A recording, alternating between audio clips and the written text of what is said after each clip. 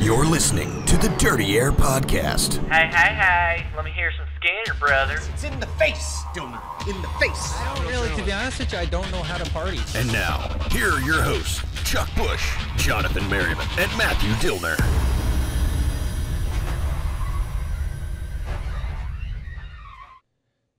Hello, everybody, and welcome to another exciting edition of the Dirty Air Podcast here on NASCAR.com.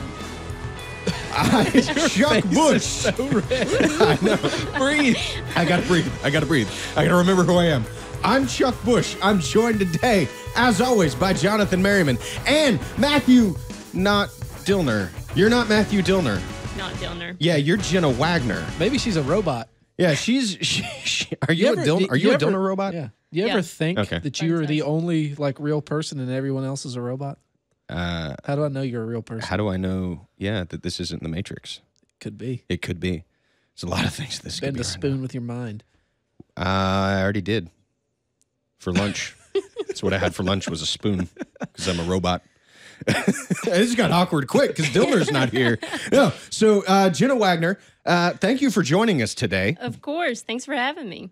Well, we needed to fill the void of Matthew Dillner, which is a rather large void to fill. So thank you for being here and joining us. Dillner is where is Dillner? Dillner's in Bristol? A place that you know well, yeah. Yeah. Born and raised in Bristol on the Virginia side. Virginia side. So Bristol, Not Virginia, Tennessee not side. Bristol. Man, I'm outnumbered. I got two Virginians on this side of the wall, and then, not wall, there's no wall here, on that side of the table. And then on this side, the lone North Carolinian. But It's at least close. we don't have someone from Long Island sitting there. No, but we will hear from Dillner later. He is in Bristol, Virginia, covering the Tennessee. NASCAR. Bristol, Tennessee. Bristol, Tennessee. Yeah, sorry. Play the blunderbuss division. Oh, yeah, we got to play it for Dillner. The Blunderbuss Division. Blunderbuss Division. But he's up there. He's ready for the NASCAR Camping World Truck Series race. It's Wednesday when we're taping this. But if you're listening to it on iTunes or watching on YouTube or NASCAR.com, it could be Thursday, it could be Friday, it could be 2 months from now. And hey, I hope you're having fun in the future. Because it's the Matrix. Yeah, because it's the Matrix. Or it could be 5 years ago if it's the Matrix. You're listening to it in the past. It just got It got weird. Deep. Well, no, it did. But did you see the thing going around the internets about the couple that had the Back to the Future engagement photo? No. Check it out. If you're on the internet, look it up on, I think it was on Reddit. It was on Amazon UK, but they had, it was pretty cool. And I know the guy. He's from Charlotte. So it's pretty cool. But it's a really cool picture. Check it out on the internet. We got a big show for you today. Matthew Dillner in Bristol. He's going to be talking with Johnny Sauter here in a little bit. So we're going to have our first guest other than Jenna. Jenna is technically the first guest. True. But Johnny Sauter will be our first NASCAR driver in one of the top 3 touring series too, because Jenna, you drive? I race on occasion. What series do you race in? The NASCAR Whalen All-American Series. So late model stock cars. Late model stock cars. So she's got some experience, a little bit more than either of us have. I got one race under my belt in a U-Car series. I race people Hey, every day counts. on the streets of Charlotte, but that doesn't count. Fast and Furious style. Yeah, it's in a Volvo too. Nice. You got a wing on it? Yeah, no, I don't have a wing, but we keep getting sidetracked. I think it might be the caffeine that I've had today. But so Dillner, he's going to have Johnny Sauter. We have big news that happened today when we're taping this show on Wednesday. Some announcements coming out of the Michael Waltrip camp, so we will touch on that. We will talk about the weekend in Michigan and Mid-Ohio. We've got you covered, all your bases covered here, because we're NASCAR.com, and that's what we like to do. So let's jump right into it. This weekend at Michigan, Gibbs, again, doing work. What can't they do? I don't know. I mean, Lose. yeah, right now they can't lose. Yep. So what was your takeaway from that this weekend? I agree with what Steve O'Donnell said Monday morning on Sirius, which said that they didn't see what they wanted to see out of that aero package at Michigan, but you have to give NASCAR credit. They're constantly trying to improve everything. So maybe next time we go back to Michigan, it'll be tweaked again and we'll have better racing. But, I mean, Matt Kenseth and Austin Dillon put on a show there for a couple laps battling for the top spot. So, mean, there were several races in the field. I mean, you watch teammates of Keselowski and Logano, and then Gordon and Earnhardt. They were digging there for a little bit. I don't know if I was at the track, so I don't really know if they covered it on TV.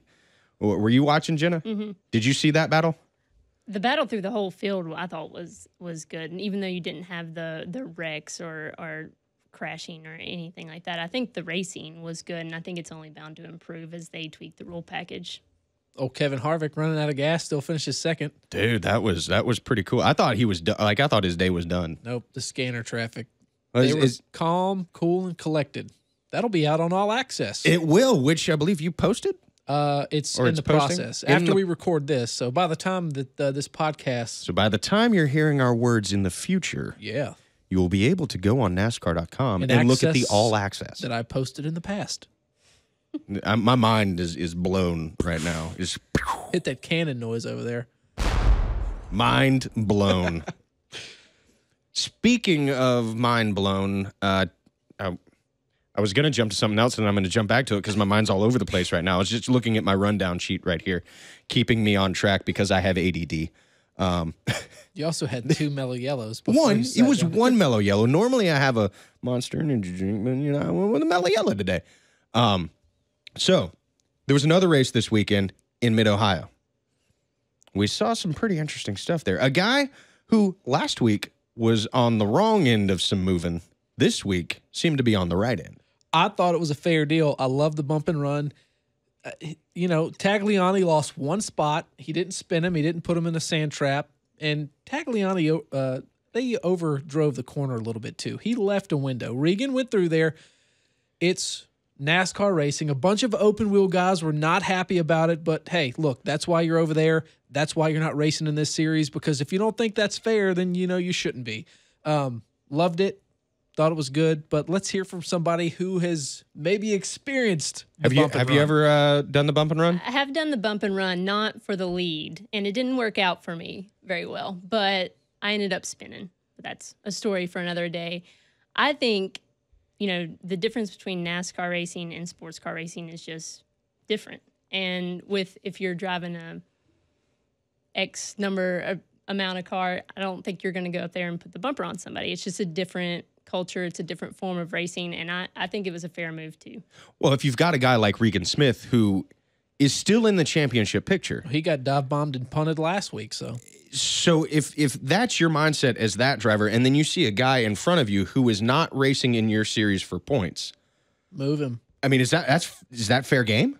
Beep the horn. I think he's hungry for a win, and I think the post-race interview that he had said it best. I don't know how many more wins that I'm going to have this season or next season. You got to take them when you can. And I don't think that if it was a regular, the situation would have been any different. I think he's hungry for a win, and I think he's only going to get more aggressive for the rest of the season. I don't know. Twitter, I thought it was fair.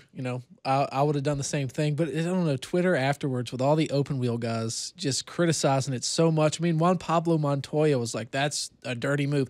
That guy hit a jet dryer at Daytona. Okay, I mean that's apples and oranges right there. It But doesn't matter. the jet dryer wasn't in the way, so It wasn't It was his a way. freak. It was a freak accident. It was a freak accident. But yeah, NASCAR drivers seem to be.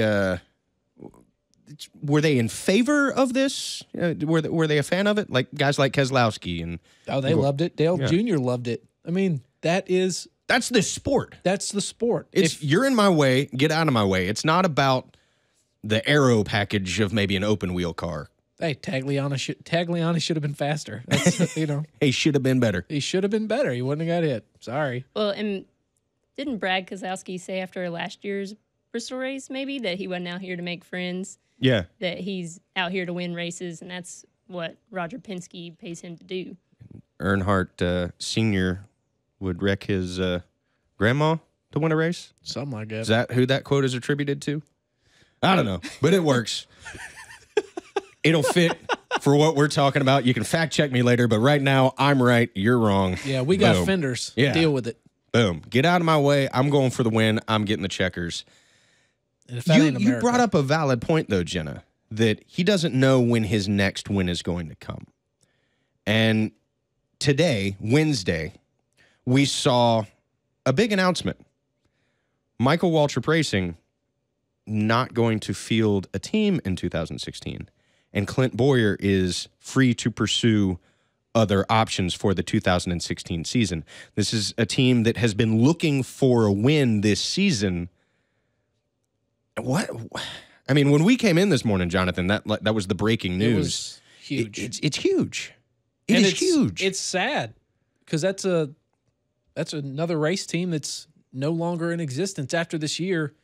I mean, Michael Waltrip was on Fox Sports 1 talking about how he hopes somebody else could come into the shop, and that leads me to believe that nothing's going to be going on there. So that's people without jobs, and that's one less, team of race cars in the field. I look at the other side of it too, though. I mean, what a great run they have had. I think he mentioned that this morning on the broadcast. They have had a phenomenal 8 years or however long it's been. Like, they've had 7 wins, came close to a championship, have had several drivers in the car, and I think they've had a fantastic run and have improved everybody because of it. Well, and throwing this out there too, because it's all over Twitter, and there's no use tiptoeing around it.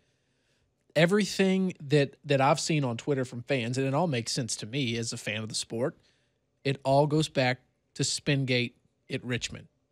When Napa left, that put them in a hole. So, and we saw earlier this season Rob Kaufman buying an interest in Ganassi. Yeah. So this begs the question, though. If you're Clint Bowyer, if you're Brian Vickers, if you're David Reagan, where do you land next year? Bowyer won't have a problem. I think Bowyer will have him lined up out the door. He's proven he can win in the series. David Reagan has a couple of wins as well on restrictor plates. So, will Front Row Motorsports take him back? Yeah, you never know. Mm-hmm. But I don't think Clint Bowyer will have a problem whatsoever. So he has a good relationship with 5 Hour Energy too. Well, and that's if you're Clint Bowyer, let's pose it this way: you're an owner, you can field your fantasy lineup. Where's Clint Bowyer going? I mean, I think he ends up at a new team. I think there's a team that opens up a new spot or adds another car. So like an existing team adding a third, fourth, maybe Or a second car. Maybe Right. they're out of Denver. Maybe. I don't know. Team up with his old teammate, Truex, maybe?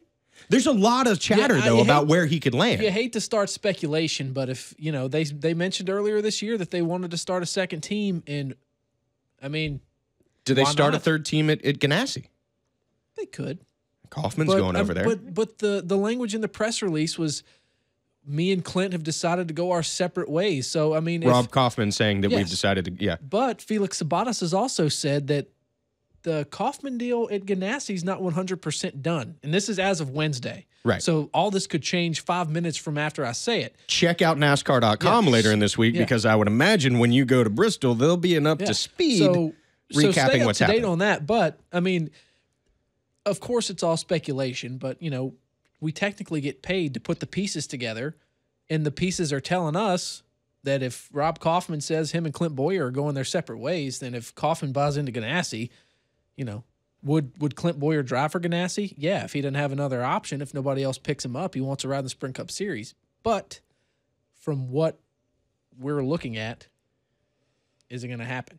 Could you see him at Penske?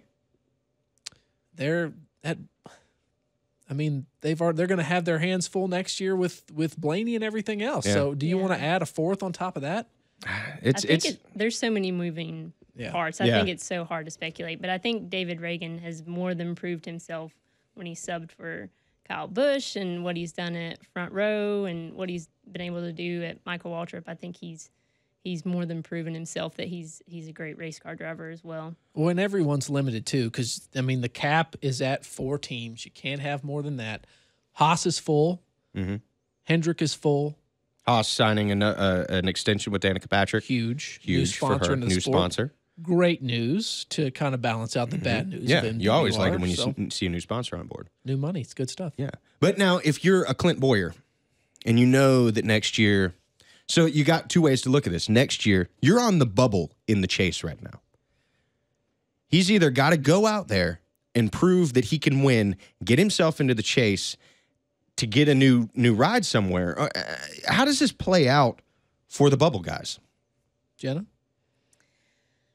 I think Clint's got a good chance. And I think that Gordon has a good chance of winning in the next 3 races that we have, but I'm going to throw a wild card in there and say that Larson or McMurray from Ganassi have a good chance in the next 3 races. So I think we're going to see another winner between Bristol and Richmond. I think we may even see more than one.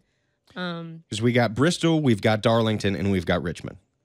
These are tracks where Larson he can do well. He likes to slide around. Yeah. Casey Kane's not, he's had some good finishes. He's at no Bristol, slouch. So he's no slouch. And you think if Bowyer's on the bubble and Casey Kane wins, well then. Because right now, the guys that are sitting on the bubble, you've got Jamie McMurray, Paul Menard, Ryan Newman, Jeff Gordon. Eric Almirola, Casey Kane, and Biffle are just outside. To be honest, and this is pure opinion here, I think the only one that they're going to have to worry about is Casey Kane. Not saying Greg Biffle can't do it, but there's a lot of things going on with that team. And Eric Almirola, I don't see him being that strong at Bristol, Darlington, or Richmond. I think Casey Kane and the Hendrick stuff, if they can get their stuff turned around and focus on getting the 5 in and the 24 in, that's where your kind of bump and run out of the top 16 is going to come. So is it consistency, or are you looking to go get that win? I think either. I think Hendrick's got a good chance at Bristol this weekend. I think they're going to turn it around in the spring. I think Jimmy and Jeff finished 2-3. So I think they've got a good chance this weekend, both for Casey and Gordon to win. And then I think the Ganassi camp has a good chance. You're going to have to go for a win. Even if you're Casey Kane, I don't think consistency's going to. Casey Kane's got to get a win. He has to get a win. Jeff Gordon has to be consistent. I think the guys who need a win are the ones that are, 17 Bubble. That 17, 18, 19, 20 I still think spot. Bowyer needs a win. Bowyer, he needs to run better. He had issues in Michigan that kind of set him back. So I think he's got to go out there and he's got to get a win. He's running good, too. But it's upsetting. At this point, with the news of today, do you kind of think that they're going to go out there with kind of a what do we have to lose attitude and kind of throw it all on the table? It's a 50-50. I think it's been like that since the news broke. And they're they've been running better. Yeah. Since that news broke. But does this light a fire? The fire's been lit. Right. I think this stokes it up a little bit. Dump some gas on there. Yeah, you're pouring a little pouring a little gas on a fire, get it burning. Well, speaking of Bristol, yeehaw. The whole thing we talked about earlier, Matthew Dillner is not here right now, but we're going to attempt something here on the Dirty Air podcast where we go live. It's called a remote interview. A remote interview with Johnny Sauter. God bless America, Johnny Sauter. So let's see if we can get everything dialed up for this and see if we can, if Matthew's on the line. Is Matthew on the line? Matthew, can you hear us? All right, let's go to Matthew Dillner. I'm not in the studio with you. I wish I was in the Dirty Air podcast studio right now having fun with you guys, but I'm one better. I'm at Bristol Motor Speedway. It's going to be a big weekend this weekend, of course. NASCAR Wheel and Modified Tour on track, the NASCAR Camping World Truck Series, the Xfinity Series, and then all capped off with the NASCAR Sprint Cup Series night race on Saturday. But we're joined by our first guest on the Dirty Air podcast. You get that, deal right there. You're the actual first guest, Johnny Sauter, Camping World Truck Series veteran. How honored are you to be the first guest on the Dirty Air podcast? So basically what you're telling me is I was the only one that would come out and talk to you. Pretty much. All right, everybody watching the Dirty Air podcast, I'm sure you know Johnny Sauter very well. A handful of Xfinity Series wins in your career, Truck Series wins, the whole deal. This year, though, haven't found victory lane. But you guys have been getting pretty close. We're racing tonight at Bristol. You got some good races coming up. How close are you guys, and how much are you itching to get back to victory lane? Well, you're always wanting to win. So, the key deal is Michigan last week was a shot in the arm for not only myself but the whole team. So, to go out there and actually physically take the lead and drive away from the field and, just have a little bit of trouble on pit road at the end. But that was a huge shot in the arm. So we unloaded here. Our Smoky Mountain Herbal Snuff Kurt Berker's Toyota was really good. I feel really good about it in race trim especially. Hopefully, I think we're good enough to qualify in the top 10 solid. So we just got to go out there and be smart tonight. And who doesn't want to win at Bristol? That would be a huge feather in my cap if we could get that done. You've won so many races in your career. There's one thing missing from that mantle. Okay, you've got a lot of great things in your life, expecting your third child. How much do you really want a championship before you? I mean, you're getting kind of old. We were just talking about that. You're 37 now. How much do you want that championship on your mantle? Well, who doesn't want to win a championship? I mean, that's what we're all here for. So I'd be lying if I said I didn't want to win a championship. However, I do put a big emphasis on winning races, and my mentality always was if you could win races, you could win a championship. But I haven't been able to win races either this year. So I've been a pretty fortunate guy, and my family's been a huge part of shaping and forming me and getting me to this point. And my favorite Sauter moment has to be 2002 when all four Sauters were on the track at Milwaukee. Jim, Jay, Tim, and you. Yeah. When you look back at that, how big of a moment was that for you and the Sauter family?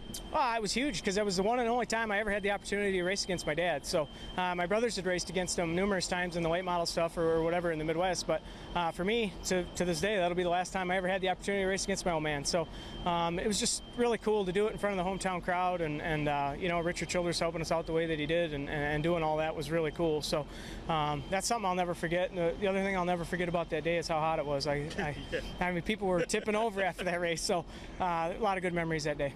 I was about to tip over that day. Okay, Dirty Air Podcast, we like to have fun. We don't just like to talk about nuts and bolts. So we're going to have a little fun, a little rapid fire. You ready? Yeah, I'm ready. Okay, favorite sports team? Geez, you said rapid fire? Come on. I'm going to go with Green Bay Packers. Okay, favorite racer of all time besides a family member? Can I pick two? Yeah. Al Unser Jr. and Johnny Benson Jr. Oh. Hobbies besides racing? Racing. If you could drive any race car, any kind of race car, any type, right now, what would it be? Big fan of super late model racing. Favorite type of music? All kinds. Country, primarily. Most trusted competitor to go side by side with? Teammate Matt Crafton.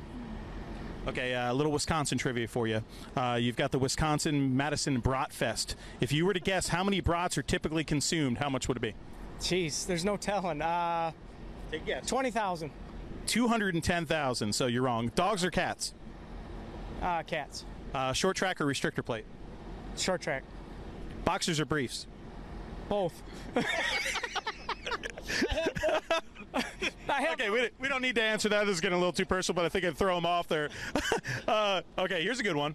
Who would you like to get a little on-track revenge with the most? Travis Sauter after the little Oktoberfest family dump there on the last lap in a late model, or maybe Timothy Peters after Martinsville? Oh, for sure, Timothy Peters. Family, you got to let that go. Yeah, you got to let that go. That way Thanksgiving's a little bit easier. Okay, here's another one. Have you ever been to the Wisconsin State Cow Chip Festival, and have you ever thrown cow poop? The answer would be no and no. But I do live next to it, so if I wanted to do that, I could do it pretty easily. That's pretty big with bovine fecal matter, the tossing there. So best accent, better accent, Ward Burton or your spotter Tab Boyd? Ward Burton. Can you do a Ward Burton? Hey, Jib, you got to get out of the gas over there in the middle of the corner. That's pretty good. I like it. Cheese curds, fresh, squeaky, or fried? Oh, absolutely squeaky. Oh, yeah. Yeah, fresh. Spoken like a true Wisconsinite. Absolutely. Would it be Wisconsin or Wisconsinite? Just cheesehead. How about that? Cheesehead. That would be good. Okay, last question on the Dirty Air Podcast. This is big, guys. You ready? How much does Johnny Sauter love America? More than anybody would ever know. I'm a true patriot. I'd take a bullet for this country in a heartbeat. God bless America. Johnny Sauter, first guest on the Dirty Air Podcast. Oh, and I know the guys are going to talk about this later, so real quick, what would your Bristol intro song be?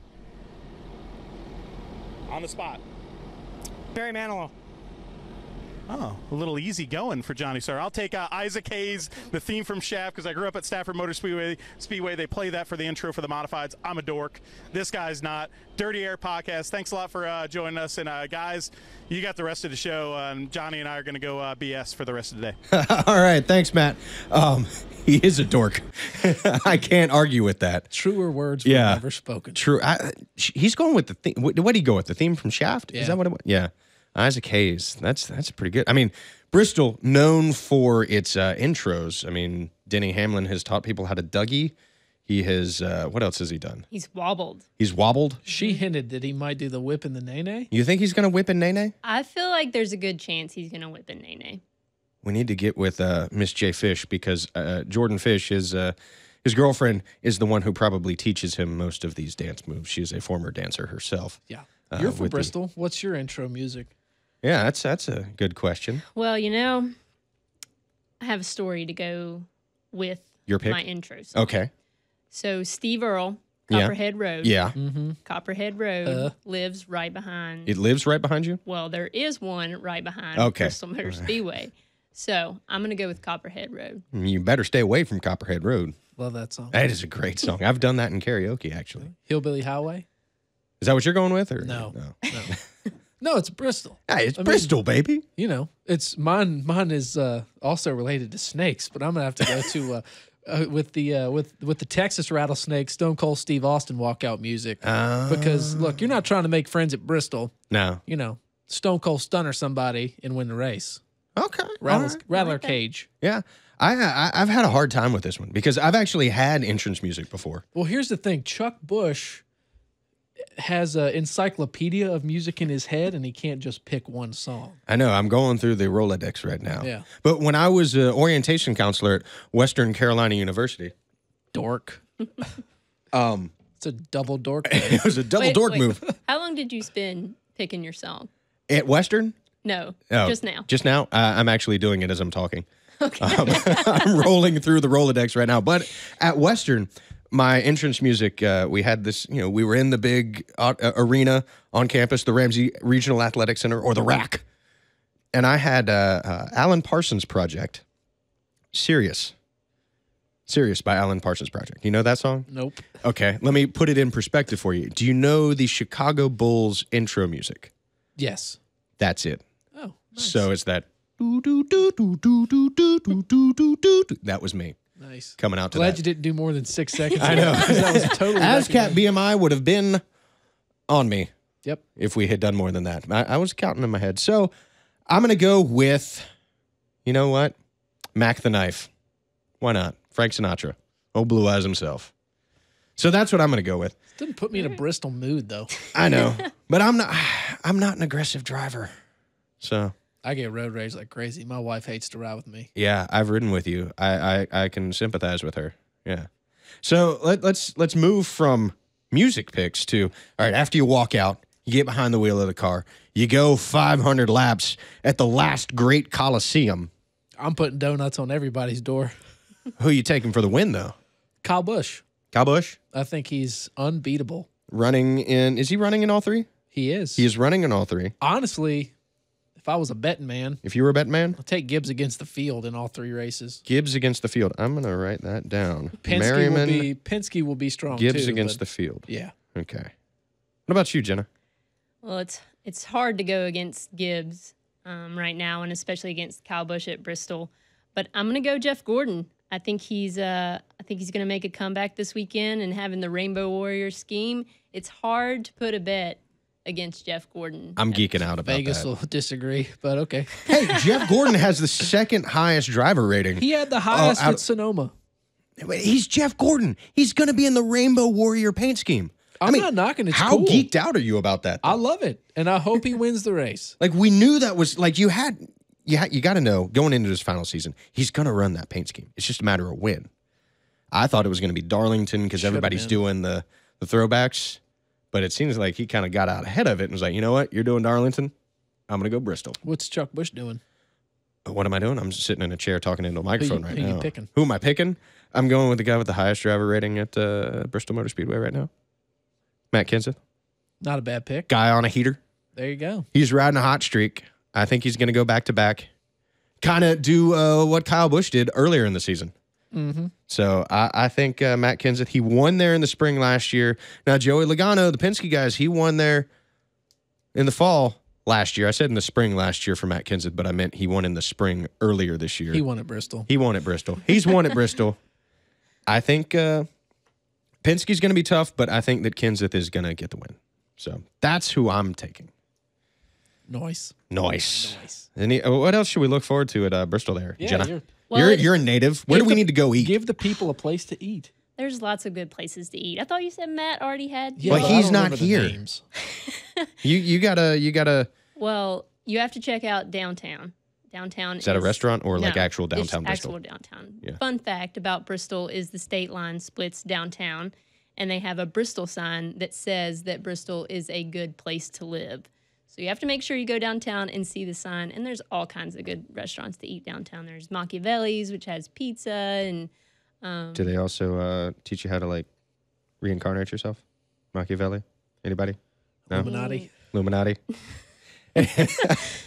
don't think so. No. Well. Speaking of fun facts, there's something that you don't know about. You may not know about this. Every week on the show, we do Jonathan Merriman's Eagle Fact of the Week. So let's go now to Jonathan Merriman for go. his Eagle Fact of the Week. All right. As you know, I always try to tie this in. So eagles have unusual eyes. They have 1 million light-sensitive cells Private per eyes? square millimeters. They're watching you of per square millimeter of retina. That's 5 times more than a human. So, the heck with a human spotter at Bristol. You want an eagle spotting for you. Do you? And they can also spot an animal the size of a rabbit up to 2 miles away, which would have come in handy Today, during truck on practice. Wednesday, yeah.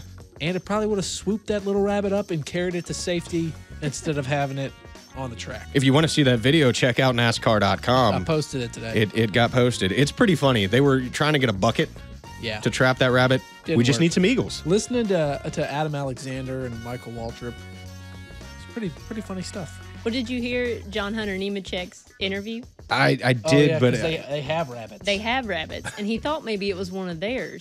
they have And them at the track. Well, I don't know about that's that. okay. But Joe tried to help Wrangle the capture rabbit. The rabbit.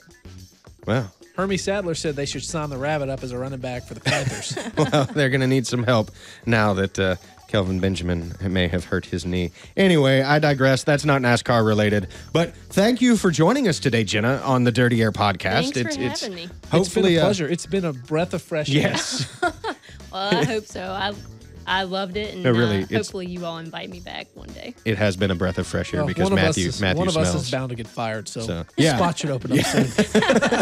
This chair itself might be available here in a Yeah. couple of weeks. You never know. But for Jonathan Merriman, Jenna Wagner. Oh, do you have a Twitter account? I do. You do. What's your Twitter account so the people out in the world can tweet at you? At Wagner Jenna. At Wagner Jenna. Mm-hmm. And that's at J Merriman Sports, and I'm at the Chuck Bush. I got to work on my flags. You do. Dillner is way Honestly, better at flicking the I'm wrist not than you. I'm not afraid of hitting Dillner. I just don't want to hit You don't want to hit Jenna with the flag. If you guys are watching on NASCAR.com, you can see that Merriman is waving the flag, the checkered flag. If you're not watching on NASCAR.com, maybe you're watching on YouTube, or you're listening on iTunes, enjoy the show, and we'll see you next week back in the pack here in the Dirty Air.